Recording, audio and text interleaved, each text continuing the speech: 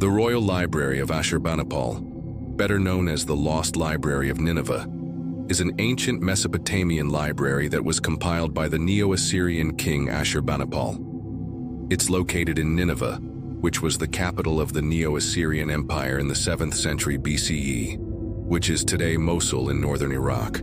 The library contained over 30,000 clay tablets and fragments of text inscribed on them. They were all written in the Akkadian language except for a few thousand that were in Sumerian, and it's widely believed to be the oldest known example of a systematically organized library in the world. This is Dark Thoughts, and today we're going to tell you about the Lost Library of Nineveh. If you like what you hear, be sure to subscribe and hit the bell icon to get more stories like this. It was founded by King Ashurbanipal, who ruled from 668 to 627 BCE. He wanted to preserve the ancient knowledge of Mesopotamia so that it would not be lost or destroyed. But he didn't just want the knowledge held in the great cities of Assyria, Babylon, and Sumer, but from all across his empire. So he sent out scribes throughout the Neo-Assyrian Empire to gather up every text they could find, bring them back to Nineveh, and make copies of them.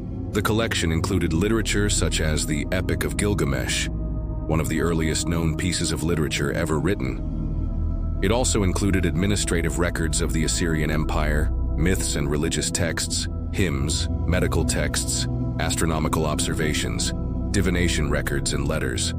The collection was housed in two palaces, the Southwest Palace and the North Palace of Nineveh. Unfortunately, when Ashurbanipal died, the Assyrian Empire began to collapse and Nineveh was sacked in 612 BCE. The city was completely destroyed and its contents were buried under the rubble.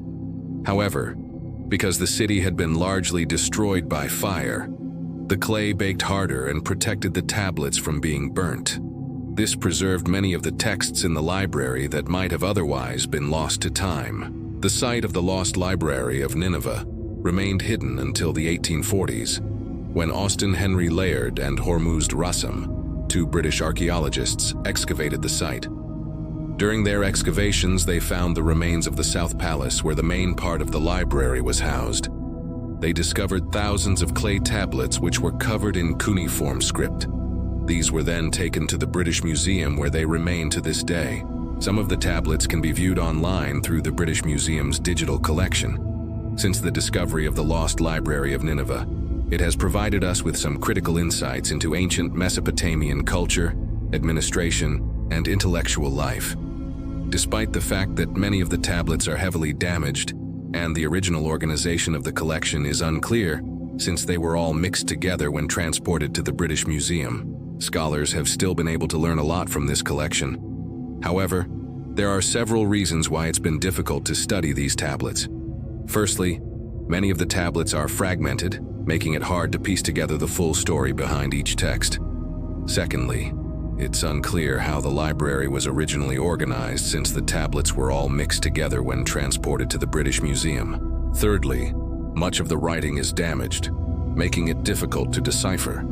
Lastly, there are many unknown words and phrases in the texts, making it hard to understand the full context. But despite these challenges, scholars have made significant progress in understanding the texts in the Lost Library of Nineveh. For example, one of the most famous discoveries made in the library was the Epic of Gilgamesh, one of the earliest known pieces of literature ever written. This epic poem tells the story of Gilgamesh, the king of Uruk, and his adventures with the wild man Enkidu.